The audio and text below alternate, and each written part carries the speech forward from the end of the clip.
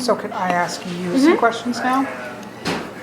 What made you want to write a story about people in the Buffalo fetish community?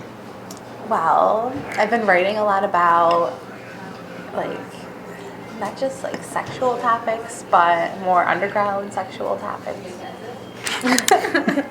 Like last year I wrote an article about like strip clubs and like strippers for Hustler.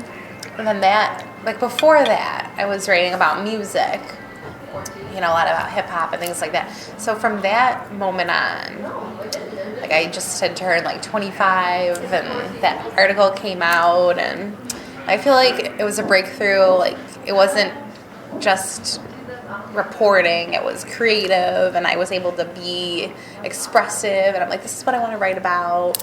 I found my niche. No one else is writing about it around here. And I started having all these other ideas. And then I started my own blog, went to the Video Liquidators Theater. That was interesting. That was a whole subculture of people that go there. It's kind of like Saturday night. There'll be like a swingers thing. And then, my blog post about that kind of got to that community, and I was getting a few comments like, oh, me and my slut girlfriend will be there next Saturday, like things like that. So I'm like, okay, I'm getting like a reception from people, in that community, so I must be doing something right. So I went to a Sex Addicts Anonymous meeting, wrote a blog about that. I just felt like the idea is just like coming. And then when the public launched, I thought it was like a real opportunity for Buffalo to embrace a more subculture journalism like I've been doing. I really felt like a huge vision, like, with this new paper. So I hustled and eventually got in touch with the editor, and Valentine's Day was coming up, and I think the idea for specifically BDSM came from, I don't know, just the emphasis on the police, like the whole like news with, I just kept thinking about getting arrested. Like I have like a guilty conscience. Like what it would be like. And then like the handcuffs, like 50 Shades of Grey, like just, it's everywhere. I wanted to, out of my own curiosity, learn more about it. Just what it really is, as opposed to the, 50 Shades of Grey version, which definitely I'm sure isn't the reality. So I wanted to unearth the truth. Because, I want to be an investigative journalist, so I want to learn more than anything. Like, for all I knew, it could have been, like, nothing. Hi! Nice to meet you. We got some food. Good, how are you? You're cold. Yeah. I'm AnnMarie. Nice to meet you. Nice to meet you. But yeah, we've just been here a little while. And, how are you? Yeah, Sadie was just asking me some questions for her podcast. I'm going to take a break from her. Did you get my note on Fed? Today? Yeah, I sent it last night. I haven't got a chance to look today. It's okay. I don't know. You can. Is it okay to use what we just recorded on the podcast? You saying hello and all that? Sure. Yeah. So, what did you think the BDSM lifestyle was going to be about? Are you recording? Yeah. I am. We're both recording. I turned mine off for now, just Okay. but I had absolutely no idea. I tried to just have as little, I didn't want to have an idea of what I would think to, I honestly, like when I went to the 33 Speakeasy, I thought it would be more of like alternative looking, like younger people, like You mean more, like me? yeah, like more like the Club Diablo, like tattoo scene. So I was surprised, like by the shyness, because it was so easy to find, like on the internet. I was like, everyone seemed really open, and then like I got there, it was more reserved than I had expected. Like I expected more, just wildness. I don't know, but like I didn't really have too many like prior, assumptions. I tried to keep that to a minimum. Yeah. Now that you've gotten some education, what do you find most interesting that you think you might like? I think I would want to go like to an actual party, but I don't know what I don't want to be like a wallflower, but Buffalo is really small and it does get kind of like claustrophobic at times. And people always say, like, oh, if you want to find stuff like that, you got to go to Toronto, you got to go to New York City, you got to go to Amsterdam. So the fact that it's here and people don't know about it is interesting. So I would want to just meet people that aren't, bound by that. Like, because people around here can just fall into their own cliques and not go outside their comfort zone. So Because it's such a small city. That's why. That's a lot to do with why everything is so about discretion. yeah. Because people have professional lives, they have family lives, and that's why it's not publicized as much as it is. Like, if you know where to find the information, then you're looking in the right places for a reason.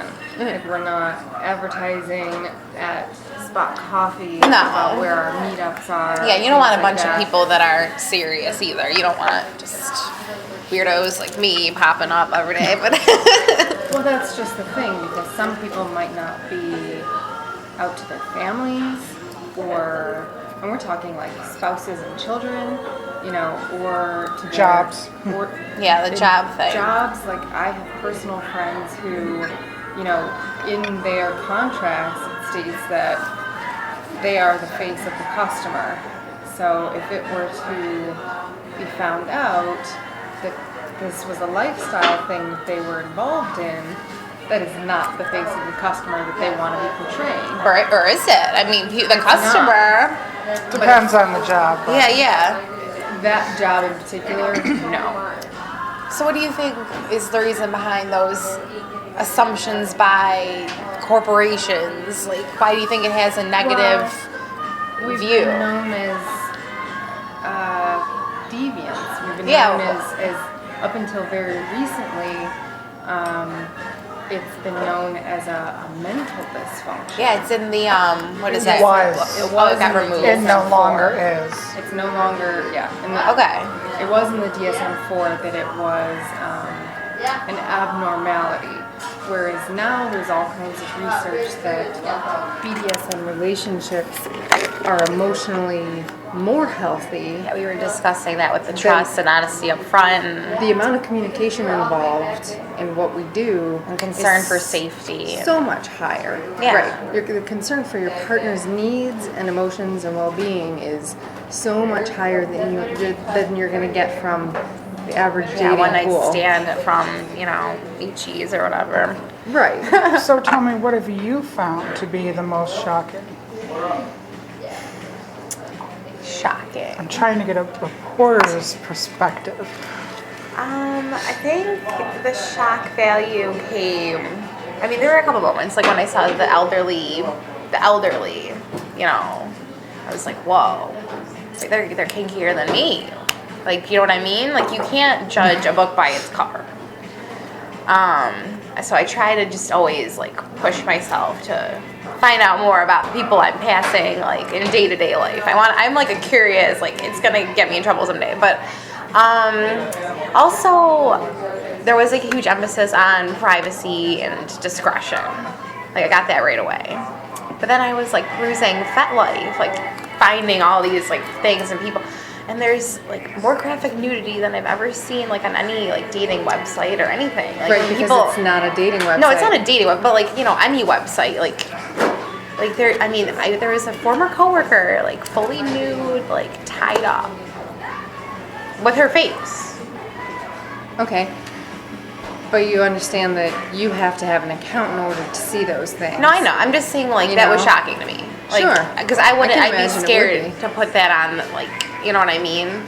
I think it's always shocking when you find someone you know. An old friend of mine, when I was working at a local club that doesn't exist anymore, he was like one of my number one fans. I love this guy. Found me when I first joined the site and was having a conversation with me. He's like, "Oh, you look great," and I didn't recognize him because he was in full drag, but like cyber goth drag. And this was like a manly guy that I knew at the club, and I was just like, didn't recognize. He was on the website dressed. right. And, okay. And he goes, "Oh, it's so and so." I'm like, Yeah, I mean, I guess I wouldn't want to be "Holy shit!" I know, recognized and right away. I've had that too. I've had a friend from another community show up at a munch, and I'm like, oh my god, it's chill. She's here for the same reasons you are. Exactly. Yeah. That's What's it like communicating with people on there? it's. I mean, does it run the gamut of? I mean, what are you. some of your experiences meeting people? Well, thank you. I think that's dependent on your position, your demographic.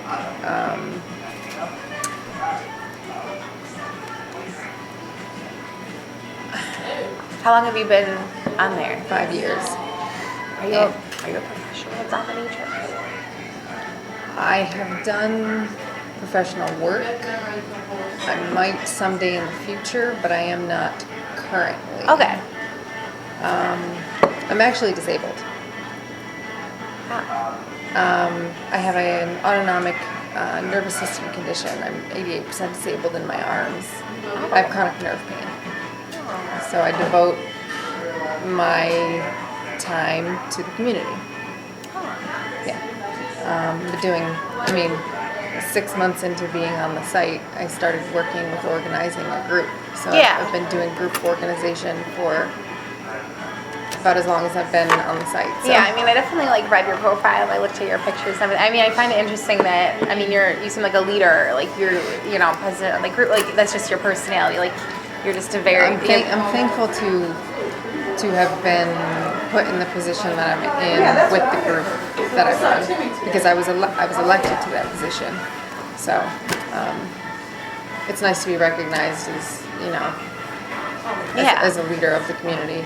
Because after years of just supporting and not being leadership, it was nice to get back into it, because I ran a group years ago that I left for a lot of reasons because it wasn't a healthy situation. So it was nice to find another group that was making a lot more of an impact than that group had been previously. So it's nice. Well, I am about at the point where I need to wrap up. Okay. Because I have to pick up my partner. So it's okay to use this for my podcast? Yes? Absolutely. Okay. I will put this on pause.